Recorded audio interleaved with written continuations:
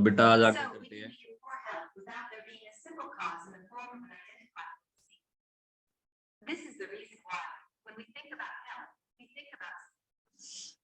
चलिए बेटा आगे चलते हैं। अब हम इसमें क्या करना है, हमको आज डिसीज की बारे में पढ़ना आगे, ठीक है ना। एक मिनट रुकिए, पेन यूज कर लेता हूँ, पेन यूज कर लेता हूँ। दो टाइप की डिसीज है बेटा, acute disease and chronic disease. दो तरीके की डिसीज बोली जाती है, एक्यूट डिसीज और क्रोनिक डिसीज। डिसीज मैंने ये बोला था, किसी पर्सन की अगर हेल्थ खराब हो जाए तो ये कहेंगे कि उसको डिसीज है, ठीक है ना। जो इंडिविजुअल फैक्टर के ऊपर डिपेंड करती है, मैंने लास्ट टाइम आपको बोर्ड के ऊपर पढ़ाया था, ठीक है, व्हाइट बोर्ड। अब एक्यूट डिसीज और क्रोनिक डिसीज में देखिए फर्क क्या है। एक्यूट डिसीज दो थोड़े टाइम तक रहे, ठीक है ना, मतलब कुछ या यूं कह ले कुछ समय के लिए रहे, या last only for very short period, जो बहुत शॉर्ट पीरियड तक रही, जो बहुत शॉर्ट पीरियड तक रही भी, ठीक है। और क्रोनिक डिसीज जो लंबे समय तक रही, बॉडी के साथ ही चली, लॉन्ग टाइम तक चली, ठीक है ना, या मरते दम तक चले, ये भी हम कह सकते हैं। एक्यूट डिसीज में बेटा जैसे कॉमन कोल्ड आ गई, कॉमन फीवर आ गया, ये सब क्या है, कुछ दिन तक ही चलते हैं, आपको पता है। कॉमन कफ होगी, ये कॉमन कोल्ड के ही एग्जाम्पल है सबके सब, ये कुछ दिन तक चलते हैं। और जो कुछ लंबे समय तक चलते हैं या लाइफ टाइम चलते हैं, वो क्या होती है, क्रोनिक डिसीज होती है, ठीक है। जैसे कि एलिफेंटियासिस एक डिसीज है, जो क्या है, क्रोनिक डिसीज है, ठीक है। आई बात समझ बेटा। अब आगे चलते हैं, ठीक है। एक मिनट देख लेते हैं, ये पेन क्यों रुक गया, वेट करिए कुछ मिनट के लिए।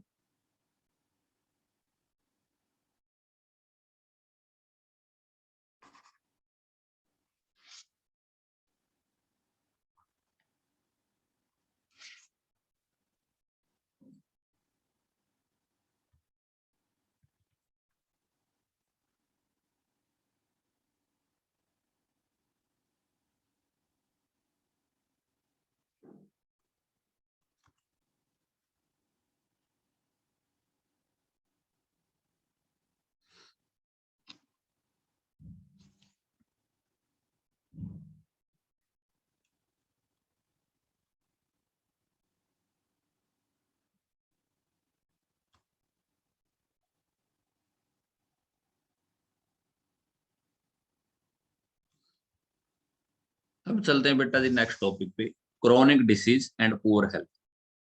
Chronic disease and poor health की बात करेंगे बेटा जी हम यहाँ पे, किसी बात करेंगे chronic disease and poor health की, ठीक है।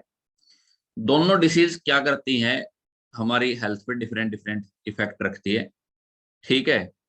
एनी डिसीज, कोई भी disease that causes poor functioning of some part of the body, ये क्या कह रहा है देखिए, any disease that causes poor functioning of some part of the body will affect our health, this is because all function of the body are necessary for being healthy, ठीक है ना।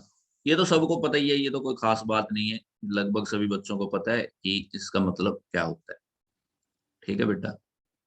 Next चलते हैं अब हम।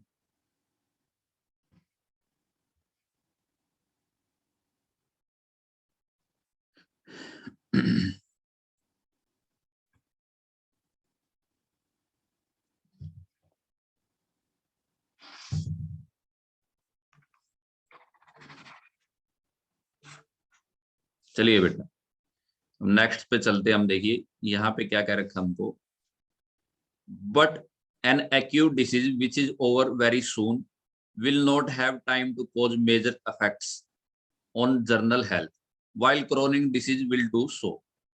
अब कहने का मतलब क्या है, मान लिया किसी को कॉमन कोल्ड और कॉमन कफ और कॉमन फीवर है, तो वो बहुत जल्दी ठीक हो जाएगा या कुछ दिनों के बाद ठीक हो जाएगा, उसमें बॉडी के ऑर्गन मेन पार्ट के ऊपर बहुत कम इफेक्ट पड़ने के चांसेस और ना के बराबर है, ठीक है। आई बात समझ में।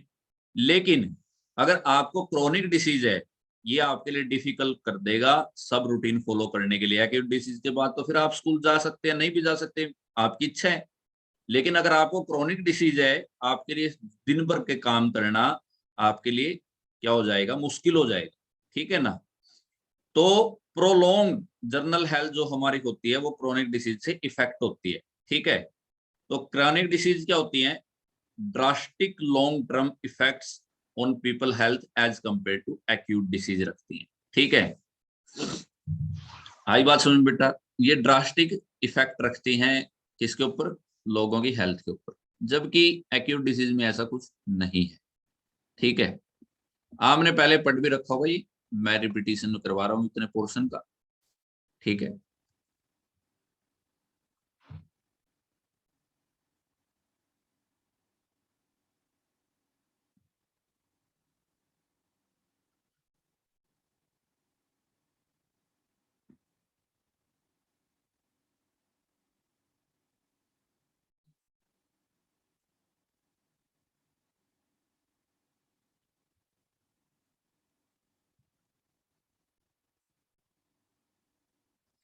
अब देखते हैं बेटा कॉज ऑफ डिसीज पे आती, कॉज ऑफ डिसीज पे आती कि डिसीज किस वजह से होती है।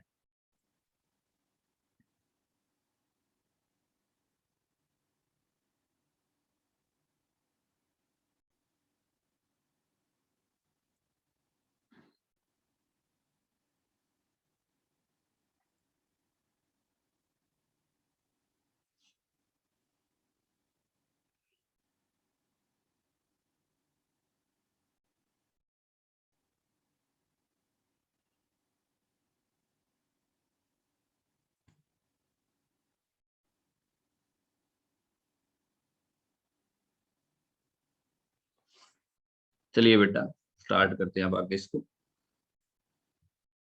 व्हाट कॉजेज डिसीज, डिसीज किन कारणों से होता है, ठीक है। Many level of such causes हो सकते हैं, let us look at an example. अगर कोई बेबी लूज मोशन से सफरिंग कर रही है तो हम कहेंगे बेबी को क्या है, इन्फेक्शन है। अब यहाँ पे क्वेश्चन उठता है इन्फेक्शन आता कहां से है। Suppose we find that infection came through unclean drinking water, but many babies must have had this unclean drinking water. So why it is that one baby developed loose motion and other baby did not? अब कहने का मतलब ये क्या है कि मान लिया किसी को लूज मोशन हो गई, किसी बच्चे को,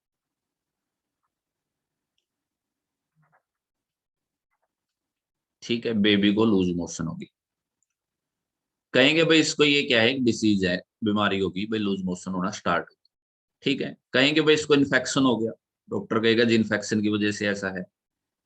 अब इन्फेक्शन डॉक्टर कहेगा ड्रिंकिंग वाटर की वजह से है, मान लिया आपकी लोकेलिटी में ड्रिंकिंग वाटर खराब आता है तो ड्रिंकिंग वाटर की वजह से, ठीक है। इन्फेक्शन किसकी वजह से हुआ, खराब पानी की वजह से, जिससे लूज मोशन स्टार्ट हो गया और डिजीज का पता चला। लेकिन यही ड्रिंकिंग वाटर और बच्चों तक भी तो जा रहा है बेटा, यही रीजन क्या है कि ये जो पानी है और बच्चों तक भी जा रहा है, उनको लूज मोशन क्यों नहीं स्टार्ट। इसका पहला रीजन क्या है, that this baby is not healthy, ये बेबी हेल्दी नहीं होगा, तो इसको डिसीज होने के ज्यादा चांसेस है, एक्सपोज होने के ज्यादा चांसेस है, ठीक है। Perhaps because it is not well nourished and does not get enough food, हो सकता है इसको अच्छा खाना ना मिलता हो, गुड नरिशमेंट ना मिलती हो, ठीक है ना, न्यूट्रिशन की कमी वाला खाना मिलता हो, इसलिए यही इन्फेक्शन में आ गया। औरों को अच्छा खाना मिलता हो, मतलब ठीक है ना, उनकी इनफ नरिशमेंट होती हो, इसलिए उनको इन्फेक्शन नहीं हुई। अब यही सवाल हमारे मन में था कि ठीक है डिसीज का पता लग गया, इन्फेक्शन का भी पता लग गया, लेकिन उसी बच्चे को क्यों हुआ, जबकि वो पानी तो खराब किसी को भी जा सकता है। तो यहाँ से हमको आंसर मिला कि उसका जो और फैक्टर हैं वो फैक्टर ठीक थे, जबकि और जो उस बच्चे के फैक्टर थे, मान लिया वो औरों के फैक्टर तो वो ठीक थे कि उनको हेल्दी लाइफ में मतलब अच्छा न्यूरिशमेंट मिल रहा था, गुड फूड मिल रहा था, ठीक है ना। तो इसीलिए वो क्या थे, मतलब उनको नहीं हुआ, लूज मोशन नहीं हुआ, ठीक है। और उसके बाद ये भी हो सकता है, ये तो पहला फैक्टर था कि उसकी नरिशमेंट अच्छी हो, दूसरा फैक्टर देखिए बेबी का जेनेटिक डिफरेंस हो सकता है, ठीक है ना, कि जेनेटिकली ही उसका ऐसा ऑर्डर हो कि वो पैथोजन से, अगर पैथोजोन्स होते हैं और वो पैथोजोन्स क्या है, हार्मफुल बैक्टीरिया होते हैं, उनके कांटेक्ट में आकर के उसकी इम्यूनिटी वीक हो, ठीक है ना, उसका जेनेटिक डिफरेंस इस तरीके से बनाओ कि जब भी वो थोड़ा सा भी एक्सपोज हो जाएगा साथ में बीमार हो जाएगा, ठीक है ना बेटे। तो जेनेटिकली भी ऐसे होते हैं, माँ बाप से भी हमको ऐसी मिलती है, हेरिडिटिकली भी हमको ऐसी चीजें मिलती है, ठीक है। आइए अब आगे बढ़ते हैं। आज ये स्लो चल रहा है पेज टर्निंग करने का, पता नहीं किस वजह से है।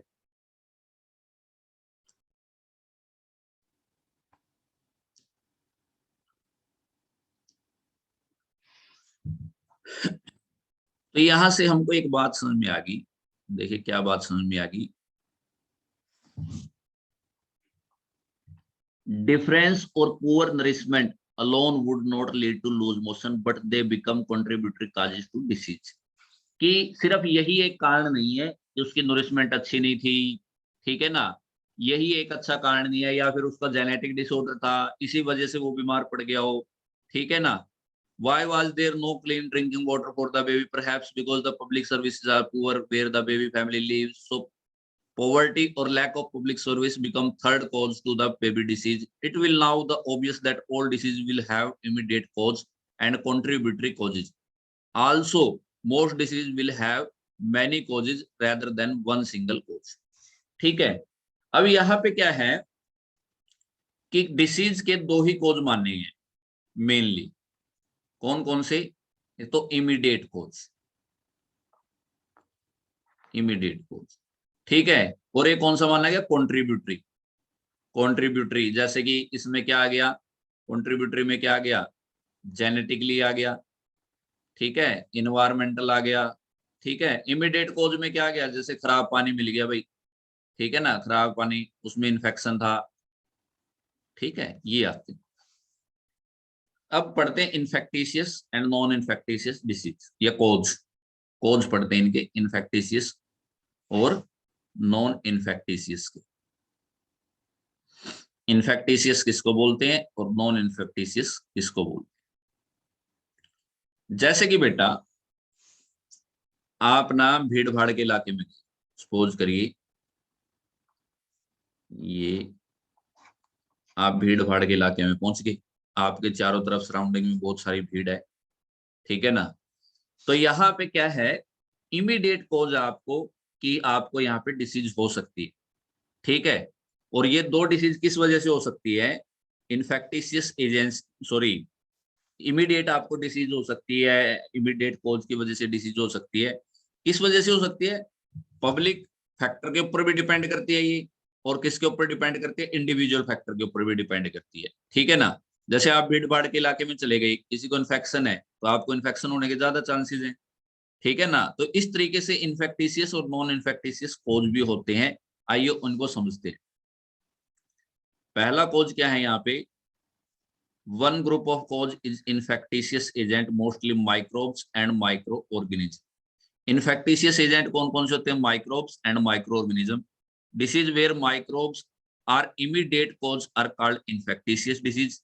This because the microbes can spread in the community and disease they will cause spread with them. ठीक है ना। अब infectious disease किसको बोला? One group of cause is the infectious agent, mostly microbes क्या करते हैं? infectious disease करते हैं जो immediately हो जाती है, ठीक है ना। पब्लिक प्लेसेस पे जैसे कोई चला गया, जैसे ये पप्पू चला गया, पप्पू पब्लिक प्लेस पे चला गया, पप्पू को जुकाम था तो पप्पू किसी ना किसी को जुकाम लगा करके आएगा, ठीक है ना। आई बात समझ में? क्योंकि इसके वजह से माइक्रोब बहुत जल्दी फैलेंगे जुकाम के, और हर कोई बेचारा बीमार पड़ जाएगा। आपने ये थिंग्स टू पॉन्डर का आंसर देना है। अब यहाँ पे दूसरा है बेटा कि जरूरी नहीं है कि हर बार इन्फेक्टिशियस एजेंट ही क्या करें? डिसीज कॉज करें। Their cause vary, but they are not external causes like microbes that can be spread in community. Instead, these mostly internal और नॉन इन्फेक्टिशियस कॉज, ठीक है। इन्फेक्टिशियस कॉज नहीं है, अपने आप ही बॉडी के अंदर से ही जर्नल हो जाती है। इन्फेक्टिशियस कॉज तो एक्सटर्नल है, जैसे पप्पू को जुकाम था तो पप्पू ने सबको जुकाम करने की कोशिश की, तो ये एक्सटर्नल फैक्टर था। लेकिन पप्पू को अंदर ही अंदर जुकाम हुआ, वो किसके ऊपर डिपेंड करता है कि उसके अंदर माइक्रोब्स चले गए हों पहले ही, या उसकी बॉडी में ही एबनॉर्मेलिटी आ गई हो। ठीक है ना। जैसे कि एबनॉर्मलिटी का सबसे अच्छा एग्जांपल है कैंसर। कैंसर से हमारी बॉडी में क्या होती है, मतलब अनकंट्रोल्ड ग्रोथ ऑफ सेल हो जाती है, बेड सेल अनकंट्रोल्ड ग्रोथ हो जाती है और होती ही रहती है। इसी को बोलते हैं कि बॉडी की खुद की क्या होगी, एबनॉर्मलिटी होगी। हाई ब्लड प्रेशर हो गया, डायबिटीज भी होगी, ये सब इसी में आती है। तो ये नॉन इन्फेक्टिशियस डिसीज है। ठीक है ना।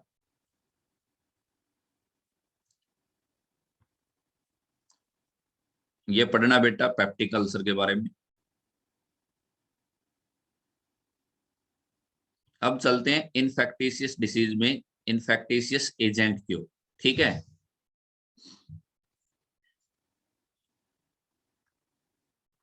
organism that can cause are found in a wide range of such category or classification. Some of them are virus, bacteria, fungi, and single-celled animal or protozoas. ठीक है, protozoans. Some diseases are also caused by multicellular organisms such as worms of different kind. ये इन्फेक्टिशियस agent होते हैं या organism होते हैं जो क्या करते हैं, इन्फेक्टिशियस डिसीज कॉज करते हैं। ठीक है, आइए पढ़ते हैं इसको आगे।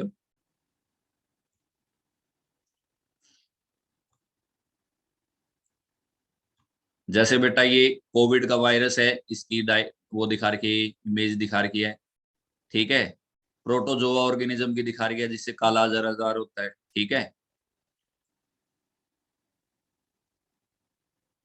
ये बैक्टीरिया दिखा रखा है बेटा जिससे एक्नी होते हैं स्किन पर। ठीक है ना।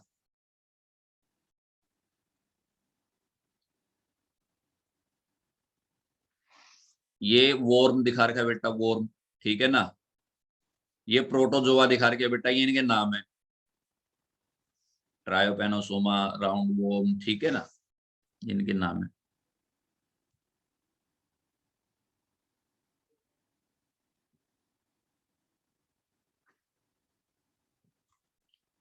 वायरस के थ्रू देखिए बेटा कौन कौन सी डिसीज होती है वायरस के थ्रू, क्योंकि इन्फेक्टिशियस डिसीज हम पढ़ रहे हैं। तो वायरस के थ्रू कौन कौन सी हो सकती है, कॉमन कोल्ड हो सकती है बेटा, इन्फ्लुएंजा हो सकती है, डेंगू फीवर हो सकता है, एंड एड्स हो सकती है। Disease like typhoid fever, cholera, tuberculosis and anthrax are caused by bacteria. ये बैक्टीरिया के थ्रू होती है। कौन कौन सी, typhoid, typhoid fever, cholera, TB, anthrax. Protozoan microbes cause many familiar diseases such as malaria and Kala Azar Azar. All of us have also come across intestines worm infections as well as disease like elephantiasis caused by different species of worms. ठीक है.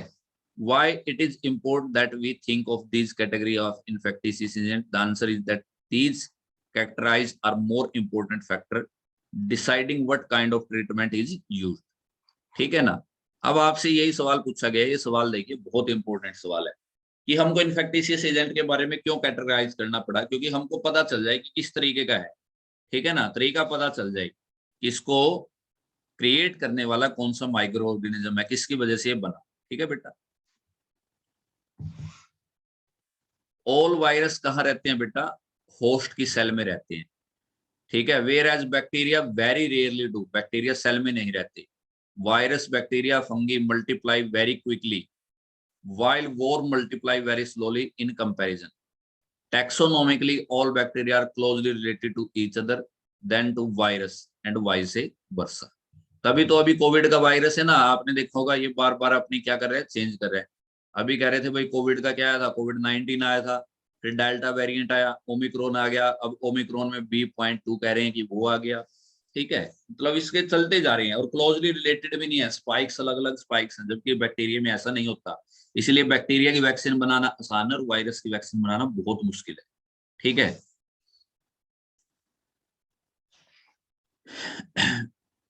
इसीलिए drugs भी अलग अलग बनती हैं, different different category की drugs बनती है। ठीक है,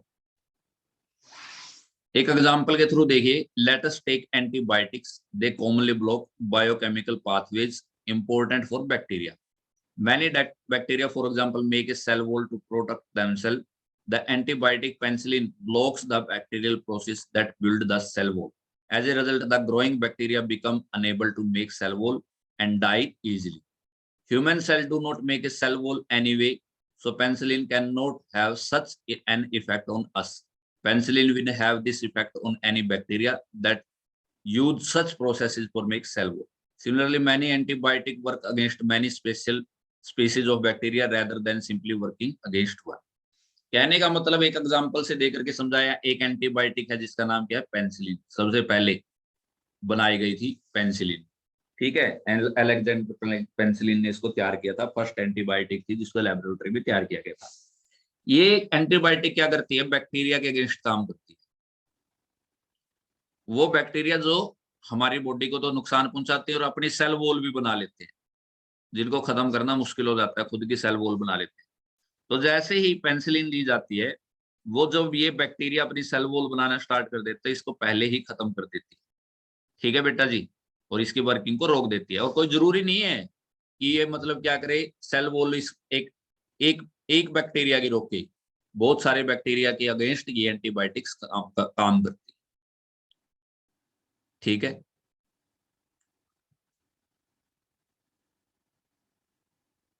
लेकिन वायरस में ऐसा नहीं होता। ठीक है ना,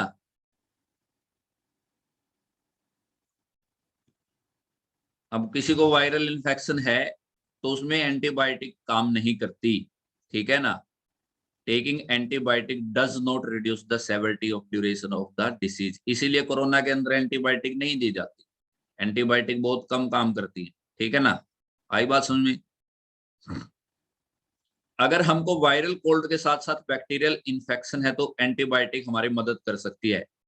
ठीक है, ओनली मान लिया कि वो चाहे बैक्टीरियल पार्ट के अगेंस्ट ही काम करे, लेकिन फिर भी वो हमारे लिए बेनिफिशियल हो सकती है। अगर किसी को एंटीबायोटिक दी गई है और उसको वायरल भी है और क्या है साथ के साथ बैक्टीरियल इन्फेक्शन भी है, तो उसमें वो काम करेगी। ठीक है, अब ये आता है कि ये जो इन्फेक्टिशियस एजेंट हैं कैसे स्प्रेड होते हैं। ठीक है ना, इनके थ्रू, क्योंकि हमने इन्फेक्टिशियस डिसीज पढ़ी, इन्फेक्टिशियस डिसीज क्या होती हैं, जो स्प्रेड हो सकती हैं। ठीक है ना, पब्लिक टू पीपल क्या हो सकते हैं, स्प्रेड हो सकती हैं। ठीक है ना, सॉरी, एक पीपल से किसमें हो सकते हैं, पब्लिक में हो सकती हैं। ठीक है, तो वो कैसे होती है, देखिए बेटा, यहाँ पे तीन तरीके की मीन्स ऑफ स्प्रेड है। एयरबोर्न, एयरबोर्न डिसीज भी जिनको बोलते हैं एयरबोर्न। ठीक है, वाटरबोर्न, वाटरबोर्न। ठीक है, और वेक्टरबोर्न।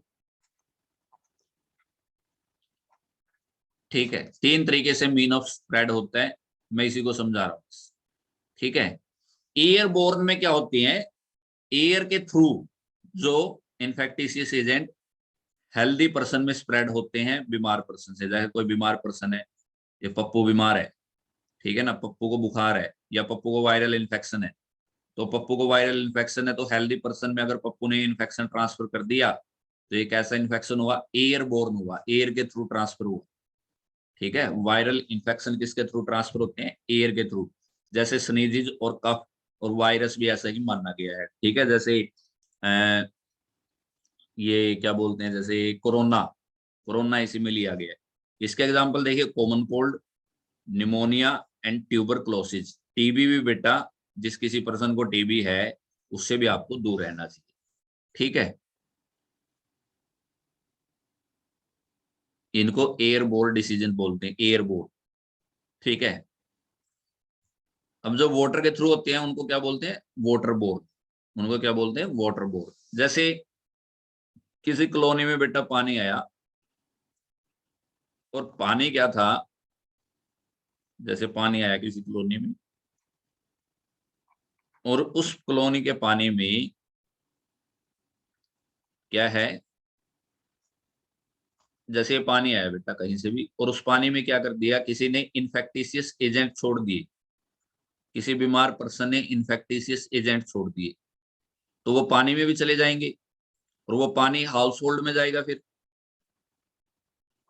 ठीक है, देखने में बिल्कुल साफ लगेगा लेकिन क्या हो गया, उसके छोड़ दिया उसने तो उसमें इन्फेक्टिशियस एजेंट। किसी बीमार पर्सन ने उसमें क्या कर दिया, हमने इन्फेक्टिशियस एजेंट छोड़ दिए। ठीक है ना। एक्सक्रीट्रा होता है बेटा, वो एक्सक्रीट्रा जो वेस्ट होता है ना, बॉडी का वेस्ट होता है, उसको एक्सक्रीट्रा बोलते हैं। तो वो छोड़ दिए, वो पानी में मिल गए ड्रिंकिंग वाटर में, और जैसे वो ड्रिंकिंग वाटर पीपल के पास पहुंचेगा तो उनको वो बीमारी हो सकती है, जैसे क्लोरा। ठीक है बेटा, क्लोरा इसका एग्जाम्पल है। ठीक है, आई बात समझ में। फिर आती है बेटा वेक्टर बोर्न डिसीज। ठीक है, फिर क्या आती है, वेक्टर बोर्न डिसीज। इनको क्या बोलते हैं, सेक्सुअली ट्रांसमिटेड डिसीज, एसटीडी भी बोलते हैं इनको। ठीक है, एसटीडी भी बोलते हैं। और इनमें क्या आती है, एड्स आती है। ठीक है, इसमें क्या हो सकता है बेटा, कॉन्टैक्ट ऑफ टू पीपल हो सकता है, या फिर इन्फेक्टिशियस ब्लड के कारण भी हो सकती हैं, इन्फेक्टिशियस ब्लड से ट्रांसफर भी हो सकती है ये डिसीज। ठीक है, तो उनका क्लोज कॉन्टेक्ट में आना बहुत जरूरी है। ठीक है, जिसको बीमारी है और जिसको बीमारी नहीं है, दोनों को क्लोज कॉन्टेक्ट में आना जरूरी है। और क्लोजेस्ट फिजिकल कॉन्टेक्ट होना चाहिए, two people can have each other. No surprise, there are microbial infections such as syphilis or AIDS that are transmitted by sexual contact from one partner to other. However, such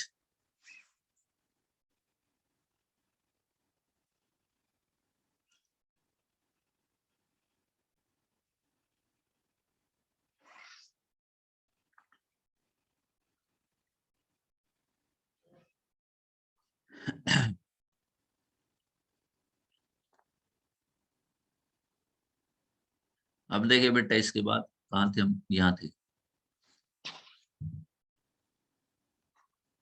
ads पे थे। ठीक है, other than sexual contact, virus causing HIV can also spread through blood to blood contact, मैंने ये भी बता दिया था आपको। ठीक है, या फिर प्रेगनेंसी में मदर के थ्रू भी क्या हो सकता है, ब्रेस्ट फीडिंग के थ्रू भी क्या हो सकती है, एड्स ट्रांसफर हो सकती है। ठीक है, आई बात समझ में। अब एड्स क्या है, एड्स के बारे में और पढ़ते हैं। देखिए, एड्स क्या है, ये HIV के वायरस से फैलता है। एड्स का मतलब होता है acquired, acquired immuno, immuno deficiency syndrome, acquired immuno deficiency syndrome. इसमें जो जिसको एड्स हो जाती है उसकी क्या होती है, बिल्कुल जो है मतलब इम्यूनिटी बिल्कुल जीरो हो जाती है। ठीक है, और उसको और बीमारियां बहुत जल्दी घेरने स्टार्ट हो जाती है, इसलिए लाइफ क्या हो जाती है, कम। और इसमें किस वायरस की वजह से होती है, HIV की वजह से होती है, HIV की वजह से। ह्यूमन इम्यूनो वायरस बोलते हैं इसको बेटा, ह्यूमन इम्यूनो वायरस। आई बात समझ में, ह्यूमन इम्यूनो वायरस बोलते हैं इसको, HIV को। ठीक है, आई बात समझ में। अब ये सब क्या है, ये भी एक किसकी, STD बोलते हैं इनको, सॉरी, अलग टाइप की है, सेक्सुअली ट्रांसमिटेड डिसीज। ठीक है, जिसमें क्लोज कॉन्टेक्ट में आना बहुत जरूरी होता है। ठीक है, और इसको कॉज कौन करता है, HIV का वायरस करता है, जो डायरेक्टली बॉडी में आता है थ्रू सेक्सुअल ऑर्गन। ठीक है, आई बात समझ में। और जो कहाँ पे स्प्रेड होता है, lymph nodes all over the body, जो अपने आप ट्रांसफर हो जाता है। ठीक है बेटा, फिर कुछ डिसीज होती हैं जो एनिमल से फैलती हैं, उनको बोलते हैं वेक्टर डिसीज। जो एनिमल से फैलने वाली है उनको क्या बोलते हैं, वेक्टर डिसीज, ये वेक्टर डिसीज जो एनिमल से फैलती है। ठीक है ना, उनको बोलते हैं वेक्टर डिसीज। जैसे मॉस्किटो है बेटा, ठीक है ना, मॉस्किटो है, मॉस्किटो भी क्या करता है, वो क्या करता है बेटा, जो मेल फीमेल है, फीमेल को एग्स देने के लिए या एग्स को मैच्योर करने के लिए ब्लड की जरूरत पड़ती है।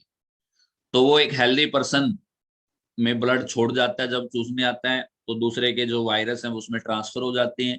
ठीक है ना, ब्लड को पीने आता है जब, तो वो मॉस्किटो उसमें छोड़ जाता है हेल्दी पर्सन में, जिससे क्या हो जाते हैं, हेल्दी पर्सन भी बीमार पड़ जाता है।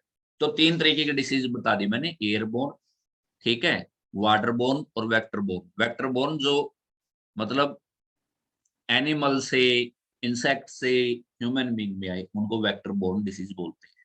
ठीक है जी।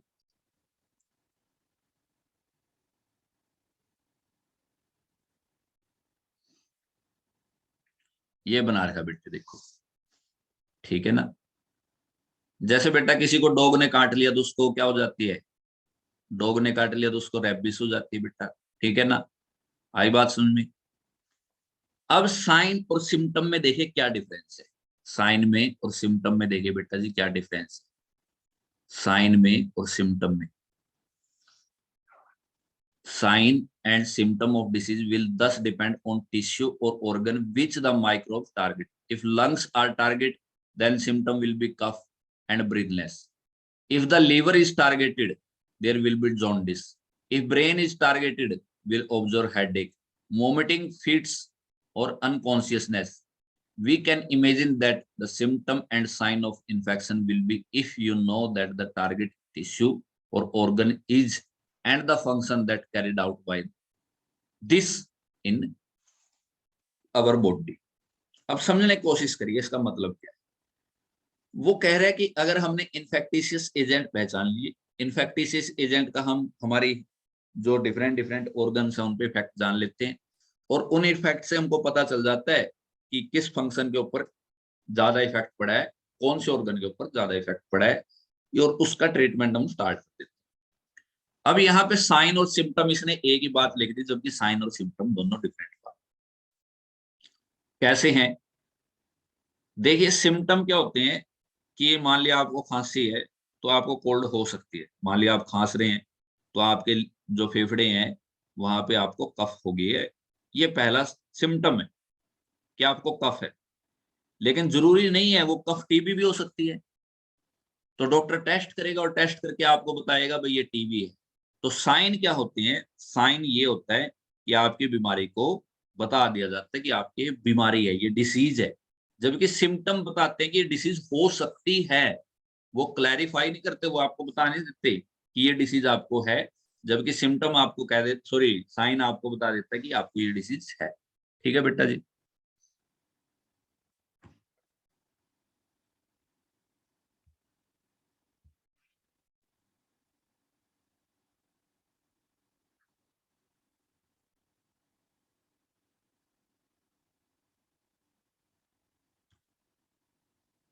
तो चलिए आज इतना ही करते हैं बस।